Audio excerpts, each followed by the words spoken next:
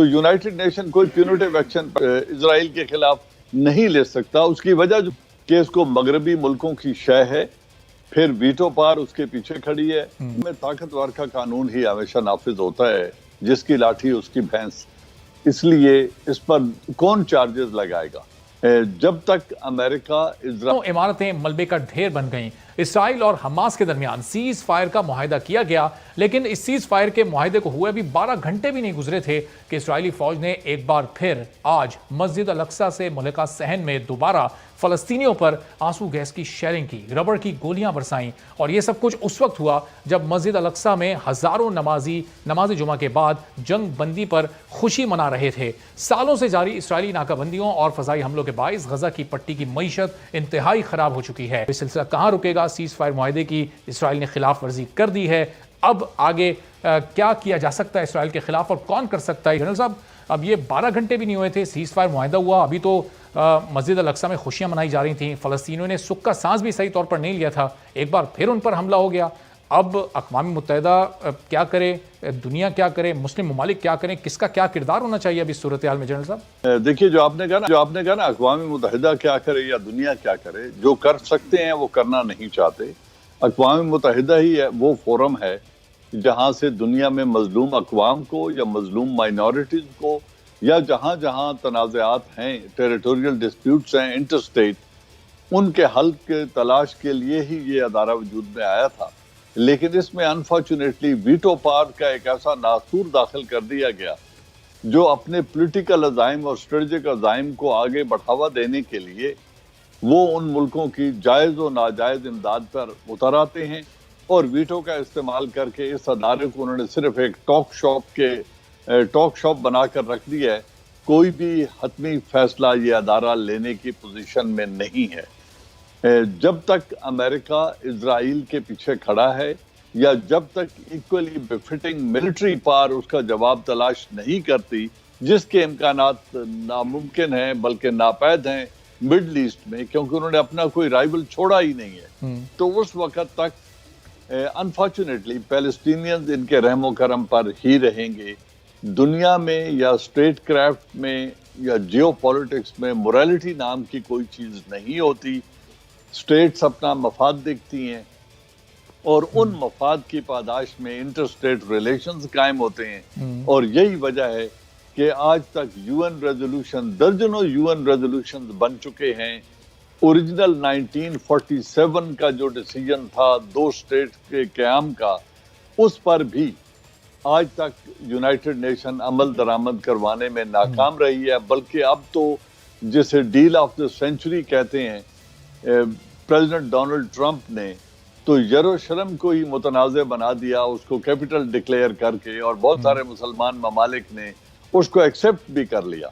जबकि original solution के मुताबिक ये एक इंटरनेशनल सिटी होना था जहां ज्यूज, क्रिश्चियन और मुस्लिम वो सब के सब जा सकें और अपनी इबादत कर सकें और इंटरनेशनल सिटी में रह सकें।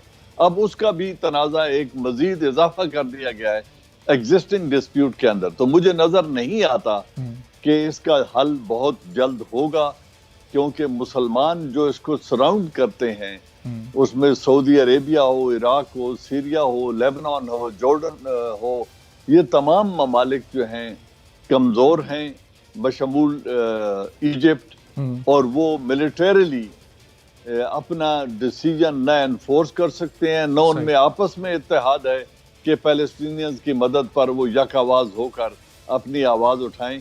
तो ये ही प्रैक्टिस है कि हर साल 2 साल बाद 10 से 12 दिनों की एक एयर कैंपेन इजराइल शुरू करता है, तबाही फैलाता है, सीज फायर हो जाता है और नेक्स्ट इशू के लिए फिर हालात सही सिमर करना शुरू कर देते हैं। अब जनरल साहब, ये जो नुकसान हुआ, ये जानी नुकसान हुआ, इसमें सैकड़ों फलस्तीनी मर गए, हजारों जख्मी हो गए, इमलाक का तो आप करोड़ों अरबों रुपए का नुकसान हो गया, वहाँ बिल्डिंग्स को, इमलाक को गिरा दिया गया, तबाह कर दिया गया। अब ये इस नुकसान की जिम्मेदारी फिर आप क्या समझते हैं किस पर आती है?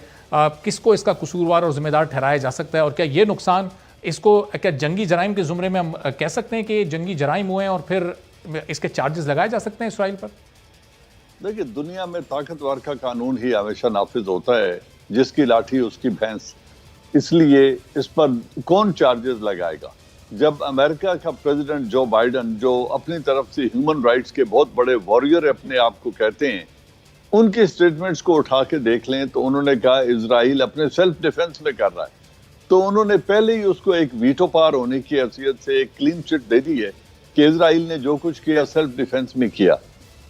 अब कमजोर पार्टी का मौकफ कौन उनसे मनवा सकता है? न इजराइल मानेगा न अमेरिका मानेगा।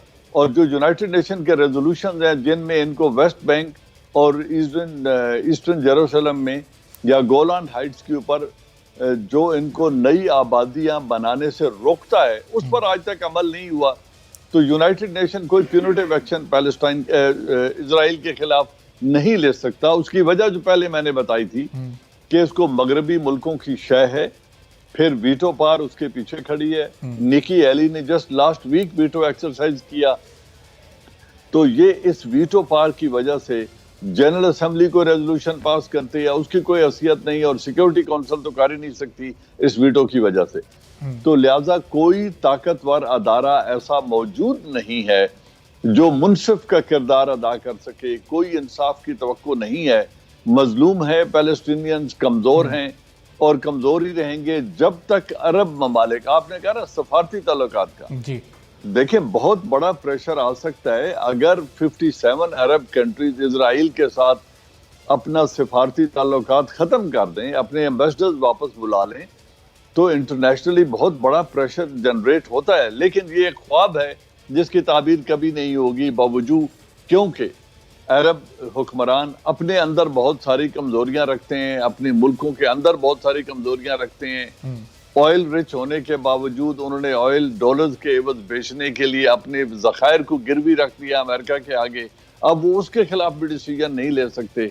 तो जब इतनी कमजोर हुक्मरान हों तो कोई यूनाइटेड फ्रंट पेश नहीं हो सकता, और जब तक यूनाइटेड फ्रंट पेश नहीं होगा मुस्लिम की तरफ से, इसको ह्यूमन राइट्स वायलेशन की कुव्वतें भी इसकी पजीराई नहीं करती। ठीक है तो साहब, सीज फायर मुआहदा जब होता है दो फरीकों के दरमियान, तो इसकी अहमियत क्या होती है और फिर इसकी क्या गारंटी होती है कि ये दोनों में से कोई मुल्क इसकी खिलाफ वर्जी नहीं करेगा? चूंकि अगर जिस तरह इसराइल ने 12 घंटे गुजरने से पहले एक बार फिर ये बर्बरियत और जुल्म दोबारा शुरू कर दिया, उसकी खिलाफ वर्जी की, तो ये सिर्फ उन दोनों मुल्कों की अपनी स्वाबदीद पर होता है कि वो कब तक इसको फॉलो करेंगे? कोई इस पर पाबंदी लागू नहीं होती? देखिए दो तरह के होते हैं सीज फायर। एक होता है इंटरनेशनल इंटरवेंशन की वजह से, यूएन की या किसी सालिस की इंटरवेंशन की वजह से होता है, और एक होता है कि अगर एक मुल्क समझता है जिसका पलड़ा भारी है कि मैंने अपने स्ट्रेटेजिक ऑब्जेक्टिव जो अचीव करना चाहता था वो मैंने कर लिए हैं, तो वो खुद ब खुद यूनिलैटरल सीज फायर भी कर देता है कि मैंने जो सजा देनी थी दे दी है, अब आइंदा मत करना। ये ताकतवर का प्रेरोगेटिव और प्रिविलेज है। मैं नहीं समझता कि किसी मुल्कों ने बैठकर दोनों मुल्कों के दरमियान कोई मुआहदा कराया है जिसके दोनों सिग्नेटरीज हैं, जिसकी दोनों की कंडीशंस रखी गई हो, दोनों की तरफ से कोई डायलॉग हुआ हो। ये तो एक बोल्ट फ्रॉम द हेवन हुआ है कि जी रात को अचानक, अभी कल स्टेटमेंट दे रहे थे नेतन्याहू कि हम अपने अज़ाइम की तकमील तक अपना ऑपरेशन जारी रखेंगे, and all of a sudden रात को उन्होंने कह दिया जी हम सीज फायर कर रहे हैं। तो क्या वो रात को ऑब्जेक्टिव हासिल हो गए हैं? नहीं, कोई प्रेशर आया है जहां से उन्होंने सीज फायर या हॉस्टिलिटीज रोक दी है, लेकिन इसका कोई गारंटर नहीं है, इसकी कोई जमानत है ही नहीं। लिहाजा ये फिर कोई एक बहाना, कोई एक वजह, कोई एक इंसिडेंट बनेगा और फिर इसी तरह का कुछ खुदा न खास्ता हमें यही मंजर देखने को मिलेगा चंद रोज के लिए, एक लिमिटेड ऑपरेशन, एक एयर कैंपेन। और देखिए इसमें होता क्या है जी, वो जितनी डेवलपमेंट हो रही है गाजा में, उसमें अब जिस तरीके से आपने बिल्डिंग्स को नीचे आते देखा, स्कूल, हॉस्पिटल, उनको वो निशाना बना देते हैं। अब एक एस्टिमेट आ रहा है कि जी तकरीबन $850 मिलियन का नुकसान हो गया, अबाउट $1 बिलियन। अब ये तमाम अरब कंट्रीज, डोनर्स ये ज़कात खैरात भेज देंगे, वो फिर तामीरात शुरू हो जाएंगी। पैलेस्टीनियन बेचारे इसी साइकिल पे रहेंगे। जो ही इनकी तामीर मुकम्मल होगी कोई और वजह बनेगी, फिर एक एयर कैंपेन होगी और फिर इनको तबाह कर दिया जाएगा। तो अनफॉर्चुनेटली मुस्तकबिल करीब में जनरल साहब आपको इसका कोई ऐसा हल नजर आ नहीं रहा।